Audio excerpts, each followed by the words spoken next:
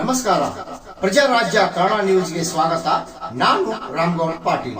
ಏನಂತ ಬಂದಿದೆ, ಎಲ್ಲರ ಸಲಹೆ ಏನು ಬಂದಿದೆ ಅಂತಕ್ಕಂಥದ್ದು ಬಹಳ ಮಹತ್ವದ ಸಲಹೆಯನ್ನ ಎಲ್ಲ ಮಠಾಧಿಪತಿಗಳು ತೀರ್ಮಾನವನ್ನ ಮಾಡಿದ್ದಾರೆ.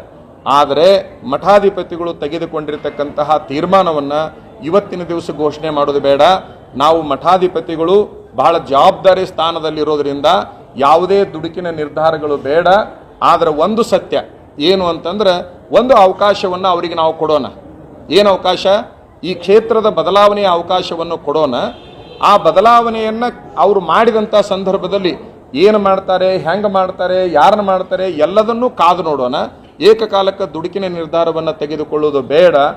ಆ ಒಂದು ಬದಲಾವಣೆ ಮಾಡದೇ ಇದ್ದಂಥ ಸಂದರ್ಭದಲ್ಲಿ ನಾನು ಹೇಳ್ತಾ ಇರೋದು, 31ನೇ ತಾರೀಕಿನೊಳಗೆ ಇವರನ್ನ ಬದಲಾವಣೆ ಮಾಡದೇ ಇದ್ದಲ್ಲಿ 2ನೇ ತಾರೀಕಿಗೆ ನಾವು ನಿಮಗೆ ಏನಕ್ಕೆ ಬೇಕಾಗೈತಲ್ಲ, ಅಲ್ಲ ನಂದು ಅಲ್ಲ, ಈಗ ನೋಡ್ರಿ ಎಲ್ಲರೂ ಏನು ಅಲ್ಲಲ್ಲ ಅಂದ್ರೆ ಅವರ ತೀರ್ಮಾನ ತೆಗೆದುಕೊಂಡ್ರ. ಈಗ ಅವ್ರಿಗೊಂದು ಅವಕಾಶವನ್ನ ಕೊಡೋನು. ನಾವು ಏಕಕಾಲಕ್ಕೆ ಅವ್ರಿಗೆ ತೊಂದರೆ ಕೊಡೋದು ಬೇಡ. 4 ದಿವಸ ಅವಕಾಶ ಕೊಡೋನು. 4 ದಿವಸ ಅವಕಾಶ ಕೊಟ್ಟ ನಂತರದಲ್ಲಿ 2ನೇ ತಾರೀಕಿಗೆ ನಮ್ಮ ತೀರ್ಮಾನವನ್ನು ಘೋಷಣೆ ಮಾಡೋನು. 2ನೇ ತಾರೀಕಿನ ಘೋಷಣೆ ಬಹಳ ಪರಿಣಾಮಕಾರಿಯಾಗಿ ಅವರೆಲ್ಲರೂ ತೆಗೆದುಕೊಂಡಿದ್ದಾರೆ. ಒಂದು ಗಟ್ಟಿ ನಿರ್ಧಾರವನ್ನು ನಮ್ಮ ಸ್ವಾಮೀಜಿ ಅವರು ಏನು ತೆಗೆದುಕೊಂಡಾರ ಅಂದ್ರೆ, ಅಲ್ಲಿ ತನಕ ಯಾವುದೇ ಕ್ಯಾಂಡಿಡೇಟಿನ ಬಗ್ಗೆ ವಿಚಾರವನ್ನ ಬಹಿರಂಗಪಡಿಸೋದು ಬೇಡ ಅನ್ನುವಂತಹ ಒಂದು ಮಾತು. ನಿಮಗೆ ಟಿಕೆಟ್ ಕೊಡಬೇಕಾ, ಅವ್ರನ್ನ ತಪ್ಪಿಸಿ ಅದನ್ನ ಹೇಳ್ರಿ ಸ್ಪಷ್ಟವಾಗಿ ಅಂತ. ಅಲ್ಲ ನಮ್ಮೆಲ್ಲರ ಮೊದಲನೇ ಬೇಡಿಕೆ ಏನಂತಂದ್ರೆ, ಅವರನ್ನ ಈ ಕ್ಷೇತ್ರದಿಂದ ಬದಲಾವಣೆ ಮಾಡಬೇಕು ಅನ್ನುವಂಥದ್ದು ಮೊದಲನೇ ಬೇಡಿಕೆ. ಇದು ಕ್ಷೇತ್ರ ಬದಲಾವಣೆ ಆದಾಗ ಮುಂದಲ್ಲ, ಅದು ಕುರ್ಚೆ ಖಾಲಿ ಇದ್ರೆ ಯಾರು ಕುಂದ್ರದು ಅನ್ನೋ ಪ್ರಶ್ನೆ. ಕುರ್ಚೆನೇ ಖಾಲಿ ಇಲ್ಲ ಅಲ್ಲಿ. ಕುರ್ಚಿ ಖಾಲಿ ಮಾಡ್ರಿ ಅಂತ ಮನವಿ ಕೊಡಕತ್ತೀರಿ. ಮಾಧ್ಯಮದ ನೋಡ್ರಿ, ಒಂದೇ ನಿಮಿಷ.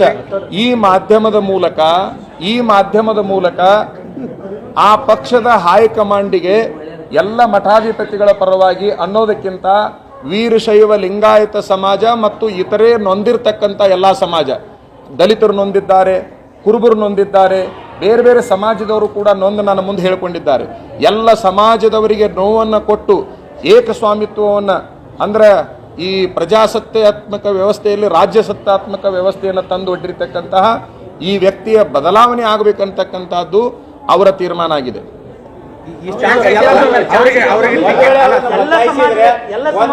ಬದಲಾಯಿಸಿದ್ರೆ ನೀವು ನೇರವಾಗಿ ಭಾರತೀಯ ಜನತಾ ಪಕ್ಷಕ್ಕೆ ಬೆಂಬಲ ಕೊಡ್ತೀರಾ ಹೇಳಿ? ಅದು 2ನೇ ತಾರೀಕಿನ ತನಕ ತಾವು ಕಾಯಲೇಬೇಕು.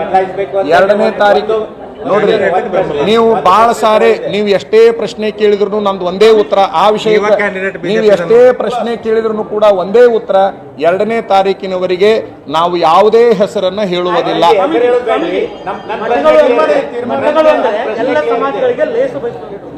ನೀವು ಸ್ಪಷ್ಟವಾಗಿ ಒಂದು ಬ್ರಾಹ್ಮಣ ಸಮಾಜವನ್ನ ಬಹಳ ದೂರ ಕೇಳಕ್ ಮಾತಾಡ್ತಾ ಇದ್ದೀರಿ.